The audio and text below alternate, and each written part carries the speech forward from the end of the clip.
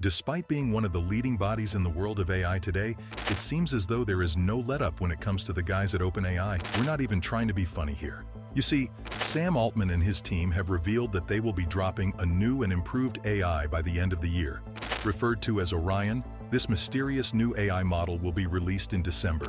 Funny enough, it may not be released to a ton of fanfare, because unlike other models such as GPT-4 and o1, which were released to the majority of the public, Orion is set to be released to us all, at least not right now. As we wait for them to gradually release this new model, we know that many of us will be eager to make use of this new AI model because it is believed to be 100 times faster than GPT-4, if you guys can imagine that. Aside for its outstanding speed, one of the other things that makes this amazing new AI model stand out is that OpenAI collaborated with Microsoft to make this happen, just like they did when it came to the creation of GPT-4. As such, users of Microsoft applications should be happy to find that this will be available for them to use as soon as November. As amazing as this news may be, this is nowhere as exciting as the fact that this seems to represent a major step towards AGI. This means that this AI model may have the potential to think and learn just like its human creators. If we listen to what is predicted by some of these AI experts, this possibly means that it could actually surpass the levels of thinking and reasoning that humans display. As exciting as this may be, some may be troubled with the fact that Mira Murati, the CTO of OpenAI, as well as other key members of the team, have recently departed from the San Francisco-based company. Although this may be connected to the release of AI, we're sure Sam Altman isn't too worried about these recent departures because the company has just raised $6.6 billion so that they could build AI models that are larger than ever before. With that in mind, there is every chance that Orion may represent the next major step for the company and what it may be trying to achieve. The inner workings of Orion. Looking at what could be one of the largest or fastest AI models to be released in recent times, you'd find that it seemed to be made up of synthetic data, raw power, and AGI ambitions. Turns out that it took a lot to put this AI model together. Think back to the o1 model that was released by OpenAI in September. Codenamed Strawberry, it is believed that this was used as a base for generating synthetic data that was used to train Orion. Thanks to this synthetic data approach, this means that they are not scouring the internet for data like they used to do in the past. No, this time they are doing all they can to generate Orion smarter, faster, and even more powerful. All this is done so that maybe one day we may be able to refer to Orion as AGI. The worries. With such sentiments in mind, it is clear that OpenAI is hoping that this model may be the model that could make that final leap towards AGI.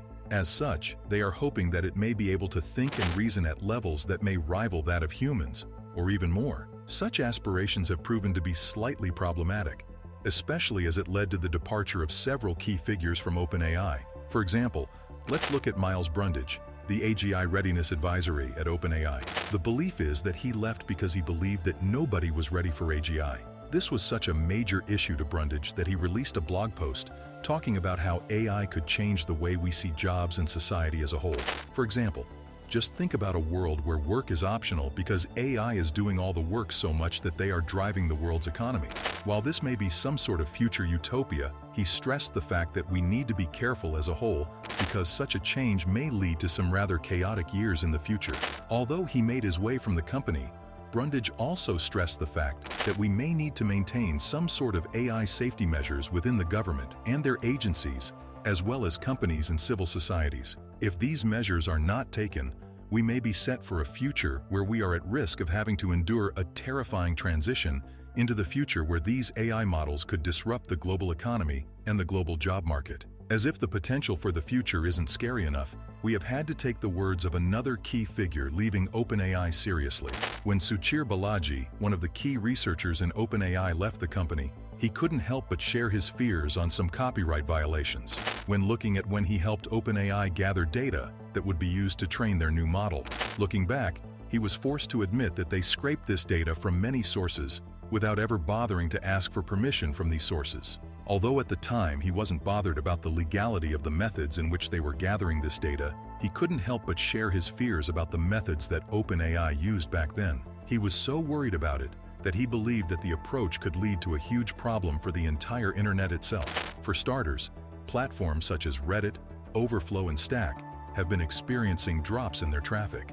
This is because many people who would have headed to such sites have now been diverted over to AI models. The problems are so concerning that Balaji isn't just voicing these comments out loud. He actually went on to write an essay that pretty much said that AI companies such as his former employers must be regulated so that they could prevent such uncontrolled use of data. Apparently, this is because this scraping for data isn't a simple fair use issue. Apparently, this involves the copying of copyrighted data, and as a result, OpenAI may actually have to deal with some rather inconvenient lawsuits in the future, as there may be many people who may claim that their work was used without their consent. It must be annoying for OpenAI to deal with such issues, especially as they had signed some deals with some publishers. Alas, they will still have to deal with some inconvenient legal issues for some time to come. Generative AI could be damaging to the internet as a whole. Apparently, these are some of the harrowing words of Balaji. Considering the fact that the AI world seems to be involved in this AI race, they must acknowledge that this race is not just one that is concerned with tech. We also have to acknowledge that it is looking like there are going to be many political and philosophical issues when it comes to the development of these advanced AI models. As a result, you find that as companies such as OpenAI make advancements, other companies are taking steps back from the doomerism involved in such industries. For example, let's take a look at Anthropic, a company that was actually founded and established by former employees of OpenAI. Apparently, they had been a focal point of this AI doomerism that we speak of. Just take a look at the essay released by Dario Amodei, the CEO of Anthropic. In said essay, he outlined his vision on how he believed that we may be making use of super-intelligent AI as soon as 2026. This is interesting, especially as Anthropic started out with attempts at being the slower, safer alternative to OpenAI. However, competition has put an end to such sentiments, especially if they had any hopes of being the makers of the most dominant AI models in the industry.